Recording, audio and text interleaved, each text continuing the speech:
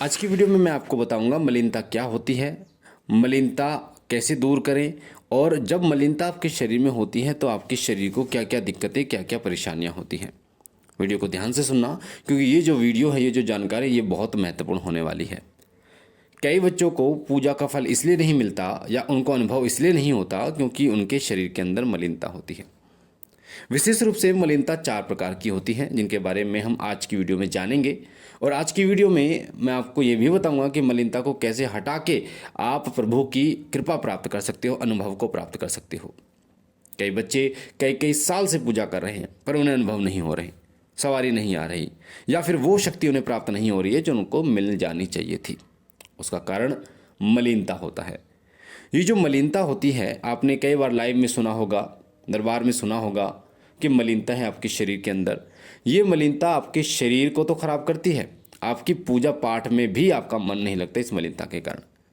नकारात्मक विचार, गंदे विचार आपके शरीर के अंदर, आपके आत्मा के अंदर, आपके मन के अंदर आते हैं, आपके मन को अपवित्र करते हैं। आपका मन चिड़चिड़ा हो जाता है, आपको पूजा करने का मन नहीं करता, जबकि पहले आप काफ़ी पूजा करते थे। ये सब मलिनता के कारण ही होता है। तो जानते हैं मलिनता के विषय में। तो उससे पहले बता दो, अगर आप पहली बार चैनल पे हैं तो सीधे हाथ पे जो लाल कलर का बटन है, चैनल को सब्सक्राइब कीजिए, बेल आइकन को दबाइए, ऑल पर क्लिक कीजिए ताकि जो भी हम जानकारी डालें पूजा पाठ से जुड़ी उसे वो आपको सबसे पहले मिले। साथ ही दोपहर 2 बजे और रात 9 बजे मैं लाइव आता हूँ, लाइव दरबार लगता है जिसमें आपके प्रश्नों के उत्तर पूछा दी जाती है। तो आप लाइव में जुड़ सकते हैं दोपहर 2 बजे और रात को 9 बजे शिव कृपा चैनल पर, शिव साधना केंद्र चैनल पर। तो आइए हम बात करते हैं। मलिनता जो होती है वो 4 प्रकार की होती है मुख्य। पहली होती है ऊर्जा की मलिनता, दूसरी होती है देवता की मलिनता, और तीसरी होती है शरीर की मलिनता, और चौथी होती है मंत्रों की मलिनता। ये 4 प्रकार की मलिनता होती है। एक एक मलिनता के विषय में जानेंगे और फिर जानेंगे कि कैसे इस मलिनता को हम दूर कर सकते हैं, कैसे हम अपने शरीर को पूर्ण पवित्र कर सकते हैं, निर्मल कर सकते हैं, जिससे प्रभु की कृपा हमें मिलती रहे। तो सबसे पहले हम जानते हैं ऊर्जा की मलिनता के बारे में।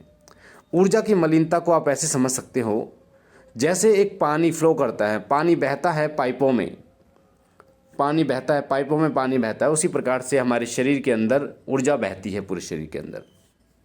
ये ऊर्जा आपके पूरे शरीर और आपके सातों चक्रों में गमन करती है और साथ साथ में इसी ऊर्जा का कार्य होता है आपके थड़ाई को जागृत करना और साथ साथ में दैवीय तरंगों को आकर्षित करना। पर होता क्या है कि जब आप पूजा करते हो तो एक मलिनता आपके शरीर में आ जाती है। और मलिनता क्या होती है? वो मलिनता होती है कि जब आपके शरीर में जैसे एक पाइप में कोई पत्थर या कोई कचरा अड़ जाता है तो पानी आगे नहीं जाता है, उसी तरीके से जब आपके शरीर में गंदगी जम जाती है, मलिनता आ जाती है, तो वो ऊर्जा जो है वो फ्लो नहीं कर पाती, वो आगे बह नहीं पाती है, जिसके कारण क्या होता है आपको वो अनुभव होने बंद हो जाते हैं। आपकी पूजा पाठ जो है आपका मन नहीं लगता है, साथ साथ में आपको वो कृपा नहीं मिल पाती है जो मिलनी चाहिए। तो इसे कहते हैं ऊर्जा की मलिनता, जिसे हम ब्लॉकेज भी कह देते हैं, कि इंग्लिश के शब्द में ब्लॉकेज कह देते हैं। कहते हैं ना कि पाइप ब्लॉक हुआ पड़ा है, नाली ब्लॉक हुई पड़ी है, इस तरीके से मलिनता होती है। देवता की मलिनता क्या होती है? दूसरा होता है देवता की मलिनता। देवता की मलिनता क्या होती है कि एक पॉजिटिव ऊर्जा के साथ एक गंदी ऊर्जा आपके शरीर में डाल दी जाती है या लग जाती है, उसे कहते हैं देवता की मलिनता।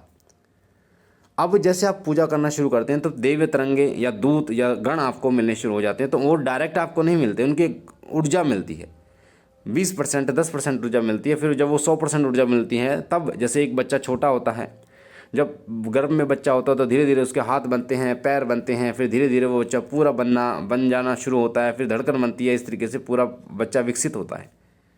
उसी तरीके से जब आप पूजा करते हैं तो ऊर्जा धीरे धीरे इकट्ठी होती है आपके शरीर के अंदर, और एक समय ऐसा आता है जब आप करते करते करते करते वो पूजा एक दूत का रूप धारण कर लेती है, वो एक गण का रूप धारण कर लेती है।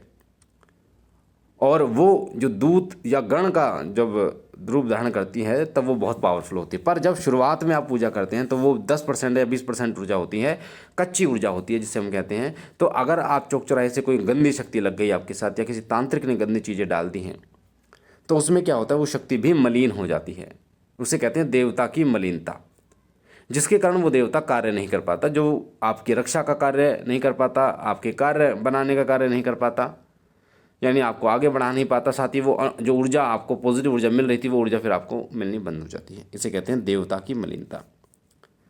तीसरी होती है शरीर की मलिनता। शरीर की मलिनता क्या होता है? जैसे अशुद्धि होना, महिलाएं माता बहनें अशुद्धि हो जाती हैं, या फिर कई बार क्या होता है कि आप नहाते नहीं हो, है ना, तो अशुद्धि हो जाती है। कपड़े की मलिनता होती है, कपड़े जो हैं वो गंदे होते हैं। या फिर ऐसा होता है कि आपका मुख अशुद्ध हो जाता है। तो आपको अपने शरीर को भी शुद्ध रखना है, चाहे वो नहा धोकर आपको रखना है, चाहे वो कपड़ों की मलिनता और चाहे वो आचमन करके शुद्ध रखना, ये होती है जिसे हम कहते हैं शरीर की मलिनता। अब जो चौथी मलिनता होती है वो होती है मंत्रों की मलिनता। मंत्रों की मलिनता क्या होती है, इसको भी ध्यान से समझना, फिर मैं आपको बताऊंगा कि कैसे इस मलिनता को दूर करें। अच्छा, एक और बात कि ये जो चारों मलिनता है, एक ही उपाय बताऊंगा इससे, इस उपाय से आपकी चारों मलिनता खत्म हो जाएगी और आप पर कृपा होगी। अनुभव नहीं हो रहे हैं, अनुभव भी शुरू होंगे, साथ साथ में पूजा की ऊर्जा भी मिलेगी, सवारी भी खुलेगी आपकी, ठीक है, पूर्ण ऊर्जा भी, ब्लॉकेज भी आपकी खुलेगी, ठीक है। तो मंत्रों की मलिनता क्या होती है? मंत्रों की मलिनता उस समय आती है जब आप किसी मंत्र का जप कर रहे हैं, हवन कर रहे हैं, तब उस समय पर गलत मंत्र का उच्चारण अगर आप कर लेते हैं, हम उसे कहते हैं मंत्रों की मलिनता। अब मंत्रों की मलिनता में गलत मंत्र का उच्चारण यानी गलत शब्दों का उच्चारण जो है वो आपको बहुत ज़्यादा परेशान करता है, ठीक है। अब मैं आपको इसको एक उदाहरण से समझाता हूँ। जैसे माँ दुर्गा चालीसा है, माँ दुर्गा चालीसा में सबसे पहला दोहा है, नमो नमो दुर्गे सुख करनी, नमो नमो दुर्गे दुख हरणी। अब अगर आप इसको उल्टा बोल दोगे, यानी आपके शब्दों में ये फेर हो जाएगा, तो इसका अर्थ बदल जाएगा और इसका प्रभाव बदल जाएगा। जो आपको मिलना चाहिए वो नहीं मिलेगा, उसका उल्टा मिलेगा। जैसे नमो नमो दुर्गे सुख करनी है, यानी कि हे माँ दुर्गा हम आपको नमन करते हैं, आप सुख करने वाली हो, सुख देने वाली हो। नमो नमो दुर्गे दुख हरणी, यानी दुख का हरण करने वाली हो। अगर आप इसका उल्टा बोलेंगे नमो नमो दुर्गे दुख करणी, तो फिर वो दुख करनी हो जाएगा। समझ में आ रहा ना मैं क्या कहना चाह रहा हूँ? तो इसी तरीके से शब्दों की जो मलिनता है ना, वो आपके अर्थ को, आपके फल को बदल देती है। तो आपको विशेष रूप से ध्यान रखना। जैसे कई लोग महामृत्युंजय मंत्र का जब गलत कर लेते हैं या फिर नवाण मंत्र का जब गलत कर लेते हैं, तो या तो आप करो ही मत, और कर रहे हो तो आप पहले उसको सुनो, जानो और उसका अभ्यास करो, उसके बाद मंत्रों का जप करो, ठीक है। तो ये चार मलिनता मैंने आपको बता दी। ऊर्जा की मलिनता क्या होती है, देवता की मलिनता क्या होती है, शरीर की मलिनता और मंत्रों की मलिनता। अब हम बात करते हैं, आपको मैं बताता हूँ कि कैसे इस मलिनता को दूर किया जा सकता है। इन चारों मलिनताओं को दूर करने के लिए आपको किसी को 11 दिन का समय लग सकता है, किसी को 3 दिन का, किसी को 21 दिन का, किसी को 41 दिन का भी समय लग सकता है। बहुत ही आसान, बहुत ही सटीक विधि बता रहा हूँ।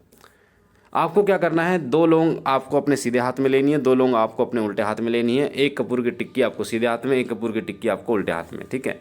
तो यानी कि 2 लौंग 1 कपूर की टिक्की आपको एक हाथ में और 2 लौंग 1 कपूर की टिक्की आपको दूसरे हाथ में रखनी है। हाथ मुट्ठी बंद कर लेनी है और आपको हनुमान चालीसा का 11 बार पाठ करना, 11 बार जप करना है। 1 गिलास जल, उसमें थोड़ा सा गंगा जल डाल के आप बैठना।